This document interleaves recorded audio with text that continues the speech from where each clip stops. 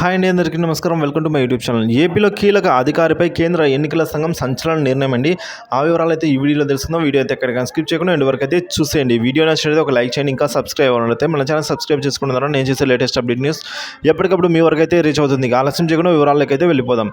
Beverages corporation MD వాసుదేవరెడ్డిపై వేటు అయితే పడింది. సో జగన్ ప్రభుత్వంలో మద్యం దోపిడీలో ఆయనదే ప్రధాన పాత్ర. ఎట్టకేలకు బదిలీ చేసిన ఎన్నికల సంఘం అండి. సో జగన్ ప్రభుత్వం గత 5 ఏళ్లుగా మద్యం ద్వారా కొనసాగిస్తున్న దోపిడీ పర్వాన్ని ముందుండి నడిపిస్తున్న Andhra Pradesh state beverages company corporation limited ఎండి వాసుదేవ్ రెడ్డిపై అయితే ఎన్నికల సంఘం ఎట్టకేలకు బదిలీ వేటు వేసింది. అధికార వైకాపాకు కరుడుగట్టిన మద్దతుదారైన ఆయన ఈ ఎన్నికల వేళ ఆ పార్టీకి అనుచితంగా లబ్ధి చేకూరేలా భారీ ఎత్తున మద్యం సరఫరా చేస్తున్నారని అయితే ఫిర్యాదులు పరిగణనలోకి తీసుకొని ఈ చర్యలైతే చేపట్టింది.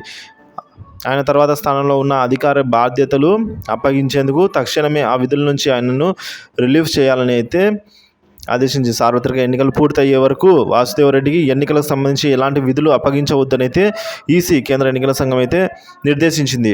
ఆయన స్థానంలో మరొకరిని నియమించేందుకు వీలుగా అయితే 3 ఐఏఎస్ అధికారుల పేరుతో మంగళవారం సాయంత్రం 5 గంటల లోపల ప్యానెల్ జాబితా అయితే సమర్పించాలని కూడా ఈ విధంగా కేంద్ర ఎన్నికల సంఘం అయితే ఈసీ ఈ విధంగా అయితే తీర్పునివ్వడం జరిగింది. ఈ విధంగా ఆదేశించిందండి.